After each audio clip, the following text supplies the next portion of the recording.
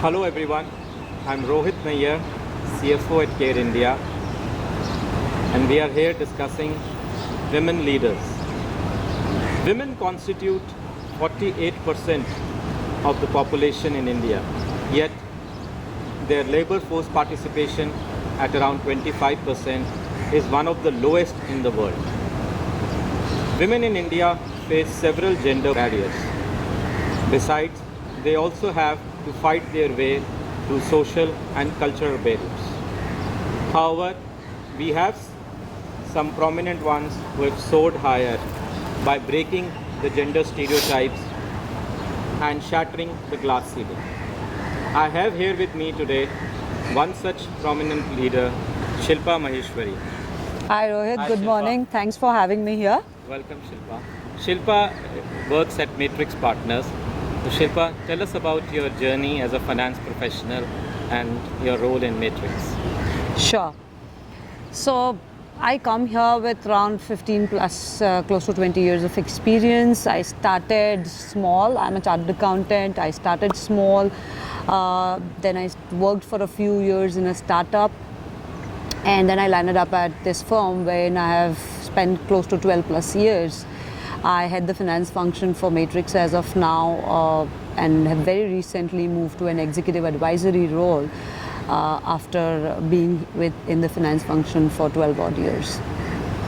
Nice to know, Shilpa. And as you look back to your journey, what do you think would be the key defining points in your career? I would say one was my moving into Mumbai being the finance capital, and my first job in this startup. I was kind of, very new to the corporate system. This startup gave me the wings wherein, I got to do everything end to end. I set up the offices, the finance function from scratch. When we went out from being a 15 people company to a 100 people company. So all of this experience just gave me wings to soar high. And after working there for 3+ years, I moved on to Matrix.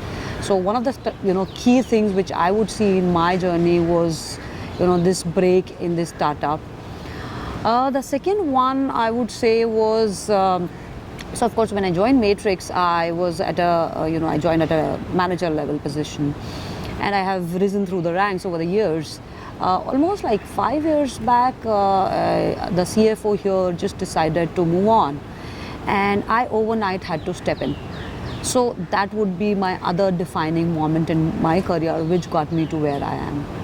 That's really inspiring, Shilpa. Thank you. Well, a recent S&P study indicates that in large US companies, there are only 11% women CFOs.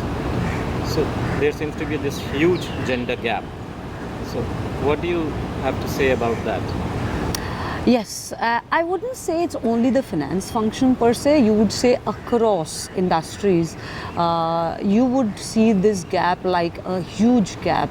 It just comes to you. So right now, if you go into the conference room, you would see almost 70% of the constituents are male, right? That just suggests that, across we have this huge gender bias, and I wouldn't say it's something that can be addressed right away.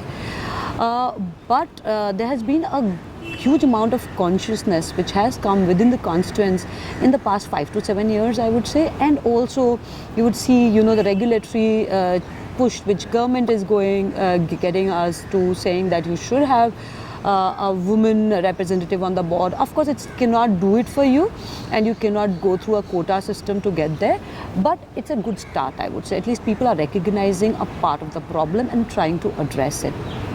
And therefore, you would see a little bit of movement when I'm sitting here in front of you and talking to you. So that's one thing I would say. Other than that, we as women, I believe, we need to do our bit. A lot many times I have seen, I have gone through that journey. I have got a kid. I have got a 13-year-old kid. I was also pregnant. I went through that piece wherein, you are leaving back your child. It becomes difficult to come back to work. But I have done that journey. So we as women need to take that responsibility that we kind of compartmentalize our life. And when we are at work, we give 110% to it. then no one can question you, no one can have a second thoughts about whether you should be getting that promotion or not, whether you should be getting that responsibility or not, because you automatically ask for it, and people will automatically come and give to you that added responsibility. So that just answers the question for me to say that you just need to continuously be there. And the second point that I would try to make here is, we as women also tend to not ask. We say that possibly I'm not there, I don't have the experience, I cannot do it. I would say we just need to ask for more, as in I want to take more responsibilities, or I understand 60% or 70% of the job, can you give me the opportunity wherein I learn the balance 30 and be there. So I think we need to just put our head down, continue to work hard and ask. I believe we are in a much better ecosystem as of today, when people are recognizing that fact, and people are getting rewarded irrespective of gender, I would say. Sure, that's very well articulated. Yeah, I think it cannot happen by osmosis alone. Yes. There has to be a concerted efforts, both from an overall society and corporate framework, as well as you rightly said, the onus is also Always on onus. the women leaders to come up and take The responsibility and ask for it. Great. So I think one last thing, what would be your advice to such several aspiring women leaders who are in different phases of their life, and how do they move forward to reach the pinnacle? Sure. So I would say some of the corporates are doing a decent job of providing that larger framework, be it the ICICIs of the world or the Tatas are here.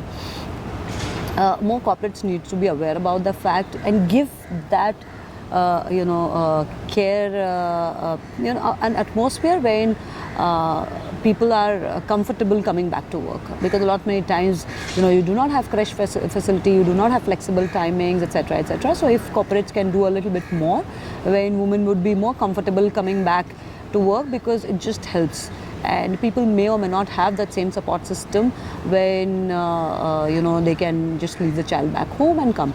So if corporates are more aware about that, we as women, I would say, what I just said in my previous question, that we just consistently need to just perform. Today's world wherein we are living is a very competitive world. Okay, it's completely meritocracy driven. So we cannot say that, okay, give me a quota and therefore I will be there, or I'm sitting on the board just because the government has asked me to. If we just continue to bring the best to the table, there is nothing that can stop us. Just continue to bring your best to the table and continue to ask for more, compartmentalize your life to say that if I'm at work, I do my 120%. If I'm back home, I attend to my child or my parents or whoever is requires. If these are 2 or 3 things, if you follow, I think, there is nothing that can stop us. Great. Thanks a lot, Shilpa. I think this must be really very encouraging and inspiring for the aspiring women leaders. Thanks a lot for sharing. Thank you so much. Thank you. Thanks.